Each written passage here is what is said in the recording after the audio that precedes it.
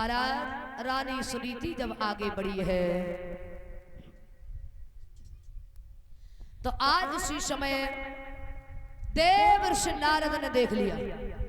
जैसे ही देवर्षि नारद ने देखा, देवी कहां जा रही हो? रात्रि का समय है, तुम तो किसी राजा की राजकुमारी हमें दिखाई दे रही हो। कहा कि मैं मरने के लिए आई हूँ। बोले मरने के लिए क्यों आई हो? कहा कि एक अबला अपने प्राणों की आहुति कब देती है ये तो आप भली भांति जानते, और आप तो संत हैं, तो आप ही बता दीजिए कि मैं यहाँ पर क्यों मरने के लिए आई हूँ।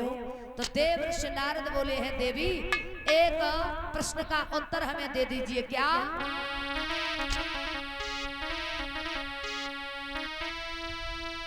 का बरसात थोड़ी भई के कहूँ किसान सभी खेत बंजर पड़ो सो यही रची भगवान। कहा कि आपने बिल्कुल सही समझा है कि ना बरसा थोड़ी भई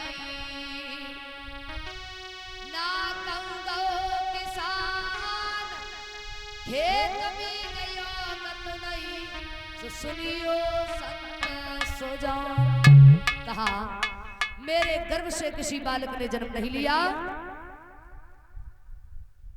इसलिए मैं मरने के लिए आई हूं।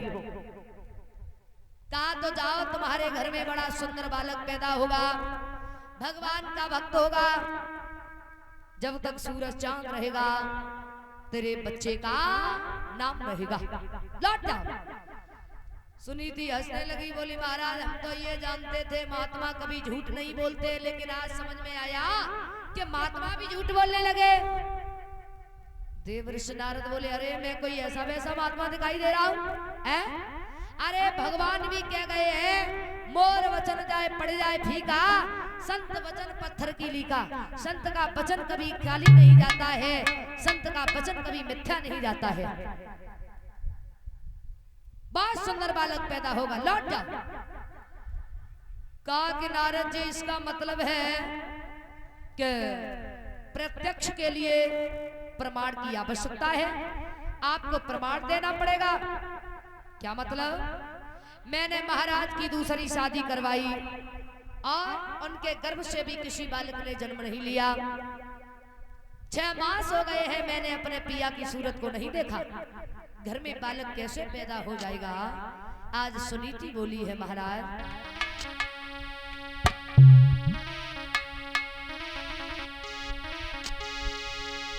मोई 6 महीना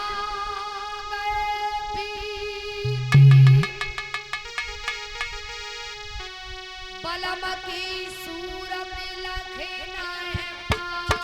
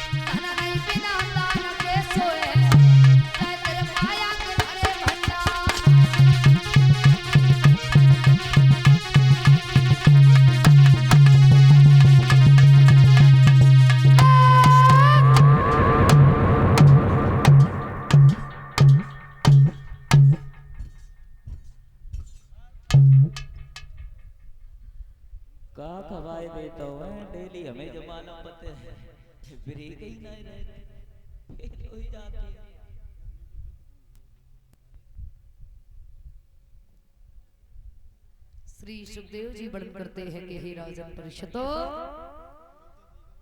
आज धरो देव ऋषि नारद ने समझाया, देवी अगर तुम्हारे घर में पुत्र पैदा न हो